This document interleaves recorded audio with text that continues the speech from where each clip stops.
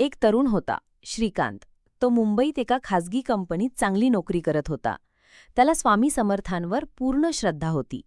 तो रोज स्वामींचा फोटो बघून नमस्कार करत असे, पण फारसा देवपूजेत गाढ नव्हता. एका दिवशी अचानक कंपनी बंद पडली आणि श्रीकांतची नोकरी गेली. तो खूपच निराश झाला. घरच्यांचंही प्रेशर होतं. पैसे नाहीत, EMI थांबले, मित्रांकडून मदत मागावी लागली. अशा परिस्थितीत त्याला एकदा एका मित्राने म्हटलं, "तू अक्कलकोटला जा, स्वामींच्या चरणी जरा वेळ घालव." श्रीकांत अक्कलकोट गेला. तिथे समाधीसमोर बसून त्याने मन मोकळं केलं, रडला आणि शेवटी शांतपणे एक वाक्य उच्चारलं, "स्वामी, जे केलं ते चांगल्यासाठीच असेल, आता तुमच्यावर सोपवतो."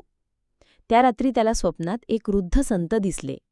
त्यांनी त्याला एका कंपनीचं नाव सांगितलं आणि म्हटलं, "येथे अर्ज कर." दुसऱ्या दिवशी श्रीकांत परत मुंबईला गेला आणि त्या कंपनीत अर्ज केला. आश्चर्य म्हणजे त्याला तिथे लगेच इंटरव्ह्यूसाठी बोलावलं आणि काही दिवसात चांगल्या पगाराची नोकरी मिळाली, जी त्याच्या जुन्या नोकरीपेक्षा खूपच चांगली होती. तिथे वर्क लाईफ बॅलन्सही उत्तम होता. श्रीकांतला तेव्हा उमगलं की ज्यावेळी नोकरी गेली होती तेव्हा वाटलं की वाईट घडलं, पण प्रत्यक्षात स्वामींनी त्याला त्याहूनही चांगल्या मार्गाकडे नेलं. म्हणूनच स्वामी म्हणतात, जे होतं ते चांगल्यासाठीच होतं. विश्वास ठेवा, मी आहे.